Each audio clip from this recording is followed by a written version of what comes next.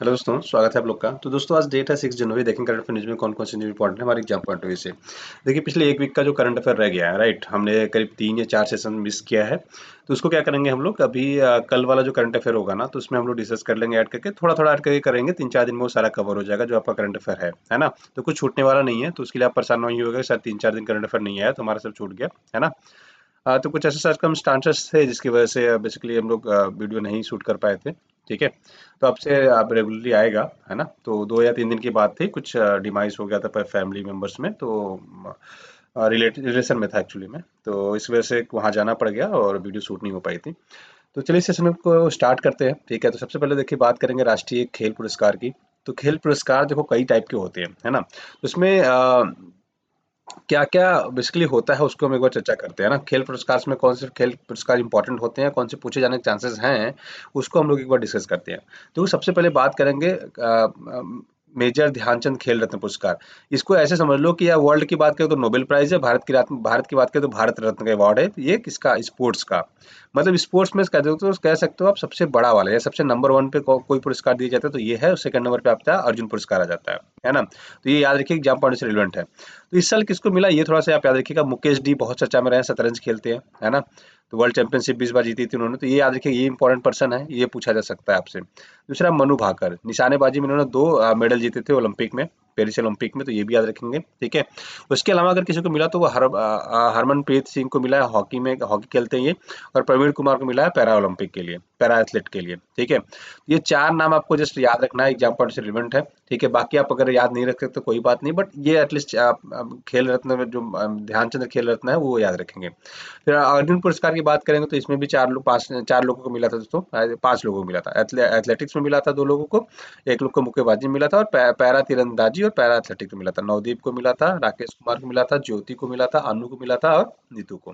ठीक है, ये नाम आपको अगर रटना है तो अगर आप स्टेट का पीएससी मतलब पीसीएस का एग्जाम दे रहे हो, है ना, या फिर एसएससी वगैरह या फिर लोअर एग्जाम दे रहे हो तो आप इसको रटना पड़ेगा। अदरवाइज यूपीएससी का एग्जाम दे रहे हो तो ये नहीं पूछा जाएगा। हाँ, पहला आप सबसे जो ध्यानचंद्र खेल रत्न पुरस्कार है वो आप याद रखेंगे, एग्जाम पॉइंट से इंपॉर्टेंट है। यूपीएससी देखिए कैसे पूछ सकता है, यूपीएससी पूछ सकता है कि ध्यानचंद्र जो पुरस्कार दिया जाता है कितने सालों पे दिया जाता है ना। अर्जुन पुरस्कार कितने सालों पे दिया जाता है, ये क्वेश्चन आपसे बन सकता है। ठीक है, और द्रोणाचार्य पुरस्कार याद रखिएगा। मेजरली ये 3-4 इंपॉर्टेंट होते हैं। द्रोणाचार्य पुरस्कार बेसिकली दोस्तों दिया जाता है कोच को, है ना, जो कोचिंग करते हैं, जो सिखाते हैं आपको, उनको मिलता है। ठीक है, 2 पैराशूटिंग में मिला था सुभाष राणा को, और मुरलीधरन को मिला था बैडमिंटन में। तो इतनी चीज याद रखें जो एग्जाम पॉइंट से रिलेवेंट हो जाता है। ठीक है, तो अब देखो इसके बारे में थोड़ा सा बेसिक डाल लेते हैं। बेसिक क्या जान लेते हैं कि जो ध्यानचंद खेल रत्न पुरस्कार होता है उसमें क्या क्या चीजें होती हैं, उसको एक बार समझने की कोशिश करते हैं। ठीक है, देखो खेल जगत का, भारतीय खेल जगत की मैं बात कर रहा हूँ, ये सबसे बड़ा सर्वोच्च खेल पुरस्कार होता है, सम्मान होता है। ठीक है, इसमें एक पदक दिया जाता है, एक प्रमाण पत्र दिया जाता है, कुछ पैसे दिए जाते हैं। ठीक है, इतनी चीजें याद रखेंगे। अब ये कब कब दिया जाता है, देखो किसी भी खिलाड़ी के द्वारा 4 वर्षों की अवधि में खेल में जो अच्छा प्रदर्शन करते हैं उनको दिया जाता है, उत्कृष्ट प्रदर्शन के लिए दिया जाता है। और सिमिलर ही बेसिकली अर्जुन पुरस्कार में भी है।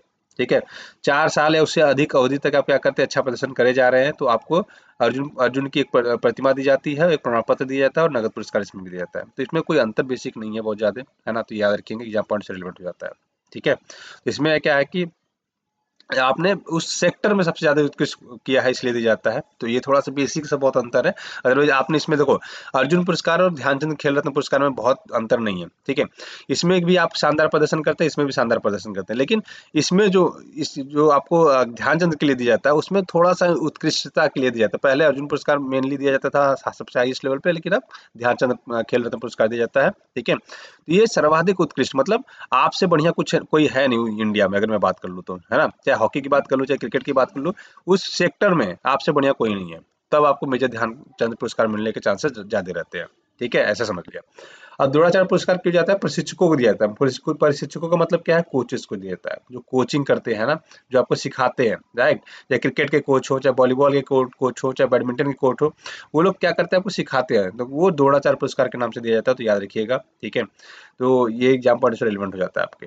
ठीक है, तो इतनी चीजें आपको याद रखेंगे। याद रखिएगा मेजर ध्यानचंद पुरस्कार स्पोर्ट्स का सबसे बड़ा है। और ध्यानचंद की बात करें दोस्तों, ये हॉकी के इनको जादूगर बोला जाता था। ठीक है, जिनके नाम पे ये चालू किया गया। ठीक है, ये हॉकी खेलते थे, याद रखिएगा। अपने टाइम पे ये सब लीजेंड थे एकदम, जैसे आज के टाइम में क्रिकेट में सचिन तेंदुलकर की बात करते हैं ना, तो ये हॉकी के सचिन तेंदुलकर थे। ठीक है, जिनको नहीं पता है मैं बता देता हूँ। ठीक है ना, कितना याद रखिएगा। अब बात करेंगे, देखो बाघों का अंतरराज्यीय स्थानांतरण हुआ क्या है कि एमपी से, जो मध्य प्रदेश है, उससे बाघों को ले जाकर दोस्तों 3 राज्यों में छोड़ा जा रहा है। कौन-कौन से वो राज्य है वो याद रखिएगा, एग्जाम से रिलेवेंट हो जाता है, ठीक है। तो एमपी मध्य प्रदेश से जो बाघ लिए जाते हैं उसको लिया जाता है राजस्थान में पहला, दूसरा छत्तीसगढ़ में, तीसरा उड़ीसा। इन 3 राज्यों में बेसिकली जाके छोड़ा जाएगा। लगभग 15 बाघों को लिया जा रहा है। इसमें भी लगभग 13 बाघिन है, 3 बाघ है, कुछ 2 बाघ है, ऐसे कुछ है ना। तो इतना ही डिटेल में जाने की जरूरत नहीं है। हाँ, जो लोग एमपी की तैयारी करते हैं उनके लिए पढ़ना रहेगा कि कितने बाघ गए हैं टोटल, ठीक है, तो याद रखिएगा। ठीक, अब इसके अलावा आपके एग्जाम पढ़ने से क्या रिलेवेंट हो जाता है, देखो सर्वाधिक बाघ कहाँ पाया जाता है, ये क्वेश्चन बनता है, तो याद रखिए एमपी में पाया जाता है। कितने हैं, 785 बाघ हैं यहाँ पे, ठीक है। और सबसे ज्यादा टाइगर रिजर्व भी हैं, कितने हैं टोटल, 9 टाइगर रिजर्व है एमपी में, तो ये भी याद रखिएगा। अभी नया नया टाइगर रिजर्व एक और घोषित किया गया है, क्या, माधव टाइगर रिजर्व, तो ये भी एग्जाम पढ़ने से रिलेवेंट हो जाता है, ठीक है, तो ये भी याद रखेंगे, ठीक है ना। अच्छा, एक क्वेश्चन और बनता है, ये टाइगर्स जो ले यहाँ से एमपी से लेके बाकी राज्यों में भेजे जा रहे हैं, वो कहाँ से जा रहे हैं, तो ये याद रखिएगा, बांधवगढ़ टाइगर रिजर्व, पेंच टाइगर रिजर्व और कान्हा टाइगर रिजर्व। ये 3 स्थानों से उठाकर बाघों को 3 जगह पे छोड़ा जा रहा है। कहाँ कहाँ पे, राजस्थान में छोड़ा जा रहा है, छत्तीसगढ़ में और उड़ीसा में, ठीक है। तो ये एग्जाम पढ़ने से रिलेवेंट है, तो प्लीज इसको याद रखिएगा, है ना। चलिए आगे बढ़ते हैं। अब बात करेंगे, देखो माउंट कनलाउन की, ठीक है। अब एग्जाम पॉइंट से रिलेवेंट क्यों है, क्योंकि यहाँ पे ज्वालामुखी फटा है अभी, है ना। तो देखो ये बेसिकली रिंग ऑफ फायर के अंदर ही आ जाता है। तो रिंग ऑफ फायर क्या है हम नेक्स्ट स्लाइड में समझेंगे इसके पहले, ठीक है, ठीक है।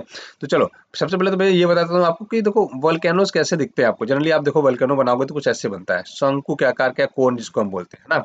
यहाँ से ये लावा वगैरह ऊपर जाते जाते जाते यहाँ से विस्फोट होके ये बाहर फैल जाता है। तब चर्चा में क्यों है, चर्चा में ये है दोस्तों, चर्चा में इसलिए कि कई किलोमीटर तक इसकी राख उड़ के गई। मतलब जब ये फटता है ना, तो ये इसकी राख बहुत दूर तक उड़ उड़ के जाती है, लगभग किलोमीटर के दूरी तक जाती है, 2-2 किलोमीटर, 4-4 किलोमीटर, 5-5 किलोमीटर तक इसकी राखें चली जाती हैं, है ना। आप देखो छोटे छोटे राख के टुकड़े गिरते हैं, है ना। तो अगर कभी आप जापान वगैरह इस साइड में रहे होंगे तो आपने कई बार ये फेस किया होगा, है ना।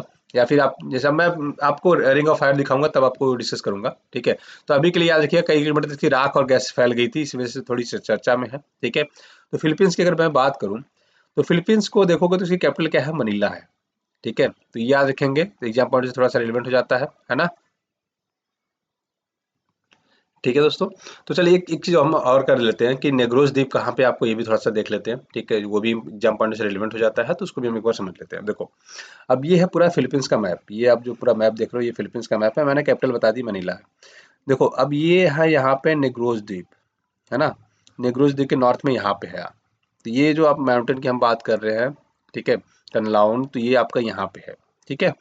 तो ये याद रखिएगा एग्जाम पॉइंट से रिलेवेंट हो जाता है। तो इतना आपको डिटेल में नहीं जाना है कौन से द्वीप है, जनरली पूछता नहीं है, बट नेग्रोस याद रखेंगे, आपके एग्जाम पॉइंट से इंपॉर्टेंट हो जाता है, ठीक है। तो याद रखेंगे, ठीक है। चलो अब देखो रिंग ऑफ फायर को समझते हैं। तो अगर मैं रिंग ऑफ फायर की बात करूं, तो आप क्या देखते हैं कि देखो इधर आपका आ जाता है यूरेशियन प्लेट। यूरेशियन प्लेट का मतलब इधर रसिया आ जाएगा, इधर आपका north Korea, south Korea, Japan और ये सब चाइना आ जाता है, ठीक है। तो मैं नॉर्थ कोरिया साउथ कोरिया नहीं पढ़ाता हूँ, बस चाइना इधर देख लो, इधर आपका रसिया आ जाएगा, इधर आपका यूएसए आ जाएगा, ऊपर आपका कनाडा आ जाएगा, है ना। और इधर ये अलास्का रीजन आ जाता है, यूएसए का ही पार्ट होता है, ठीक है। और ये आपका साउथ अमेरिकन प्लेट है, या साउथ अमेरिका है पूरा, ये इधर से इधर ये नॉर्थ अमेरिका है ना। ये वाला पूरा नॉर्थ अमेरिका है, नीचे वाला साउथ अमेरिका है। तो ये इंडीज पर्वत जो वगैरह जो मिलती है, देखो इधर ही मिलती है आपको, है ना। क्योंकि प्लेट जाके पैसिफिक प्लेट जाके इधर धंसती है, ठीक है। नाजका प्लेट इससे टूटा हुआ है, तो पार्ट है जो नाजका प्लेट बोलते हैं। ये रशियन यूरेशियन प्लेट है, तो इसमें इधर से पैसिफिक प्लेट और इधर आके ये ऐसे लड़े हैं, ठीक है। और ये नॉर्थ अमेरिकन प्लेट ऐसे आके इसमें लड़े हैं, ठीक है। तो इसकी वजह से क्या है, आप देखोगे इधर जितने भी माउंटेन पाए जाते हैं ना, तो इस एरिया में पाए जाते हैं, ठीक है। अगर कभी अमेरिका घूमने का मौका मिले तो आप अमेरिका किस साइड आपको माउंटेन मिलेगा ये आपको पता होना चाहिए, ठीक है। किस साइड मिलेगा, वेस्ट साइड में। अगर इधर ईस्ट है तो इधर वेस्ट होगा, तो याद रखिए वेस्टर्न साइड में बेसिकली पहाड़ मिलेंगे, और यही साउथ अमेरिका में भी मिलेगा, ठीक है। तो इसको रिंग ऑफ फायर बोलते हैं। तो ये रिंग ऑफ फायर जोन क्यों बोलते हैं, क्योंकि देखो ये प्लेट जो है ना यहाँ से बेसिकली टूटी हुई है, या फिर ये कह सकते हो कि एक दूसरे को यहाँ पे जाके जोड़ती है, धंसती है, ऐसे समझो। जैसे कोई चीज है, एक यहाँ पे ऐसे जा रही है, यहाँ पे जाके टकराती है, तो जो ये रेडिश हल्का लाइट रेड टाइप में देख रहे हो ना, ये ऐसे प्लेस है जहाँ पे दो प्लेटें आपस में टकराती हैं। अब होता क्या है, जब टकराती है तो देखो दो चीजें होती है। एक तो हो सकता है कि मान लो ये ए है, ये बी है। अगर मान लो ए वाला प्लेट हल्का रहेगा तो वो ऊपर रह जाएगा, क्योंकि अगर बी वाली प्लेट भारी रहेगी तो अंदर जाएगा। मतलब क्या है, सपोज को ये प्लेट ऐसे जा रही थी और इधर वाला प्लेट क्या था, भारी था। जैसे ही टकराया, धीरे धीरे धीरे टक्कर के बाद क्या होता है, ये धीरे धीरे अंदर जाने लगती है ऐसे, है ना। तो ए वाली प्लेट ऊपर रह जाती है, ठीक है, और बी वाली प्लेट नीचे चली जाती है, और यहीं पे ये टूट, जैसे यहाँ पे जब घर्षण होता है तो ये टूट के पहाड़ बनते हैं, ठीक है। तो माउंटेन आपको इस रीजन में सारे में माउंटेन दिखेंगे, एक तो ये होता है। दूसरा ये कि अगर प्लेट नंबर ए भारी रहती है ना, तो अगर ये इधर से चला आ रहा है, ये इधर से आ रहा है, ठीक है, अभी आते के बाद आते आते आते क्या होता है, इस वाले प्लेट से टक्कर होती है, तो ये ए वाला प्लेट अंदर चला जाता है ना, तो ये ए वाली प्लेट रहती है, बी वाली प्लेट रहती है, तो ये अंदर चला जाता, ठीक है। तो यहाँ पे ये घर्षण होता है, यहाँ पे ना, यहाँ पे फ्रिक्शन होता है, तो ये धीरे धीरे धीरे यहाँ पे माउंटेन फॉर्म हो जाते हैं। तो आप देखेंगे ज्यादातर माउंटेन क्या है, इस जोन पे है जहाँ पे प्लेटें टकराती हैं, है ना, ठीक है। तो याद रखिएगा, तो ये प्लेट इधर गई, ये प्लेट इधर गई, ये प्लेट ऊपर गया, इधर ये गया, है ना, तो आपस में टक्कर होता है। तो आप देखेंगे यही, अब भूकंप क्यों आते हैं, जब ये प्लेटें खिसकती हैं हल्की सी ना, तो भूकंप आ जाते हैं, या फिर ज्वालामुखी विस्फोट हो जाता है। क्यों? क्योंकि जो अंदर लावा रहता है, मान लो ये जमीन है ना, तो ये मान लो ऐसे पहाड़ बन गए, राइट। अब ये लावा अंदर पानी यहाँ पे है, मैग्मा रहता है ना, पूरा गर्म है ना, कई हजार डिग्री सेंटीग्रेड पे। अब ये पृथ्वी हिलती है, अंदर से जमीन खिसकती है, तो ये इसको जगह, जहां से जगह मिलता है, ऐसे घूमते घूमते घूमते घूमते यहाँ तक पहुंचता है, और ये धीरे से कहीं से इधर से निकल जाएगा, या इधर से भी निकल सकता है, या तो टॉप से निकल जाता है, ठीक है। अब ये फिर निकल के पूरा क्या होता है, फटता है ना, दूर दूर तक फैल जाता है, इसकी राखें फैल जाती है, राइट।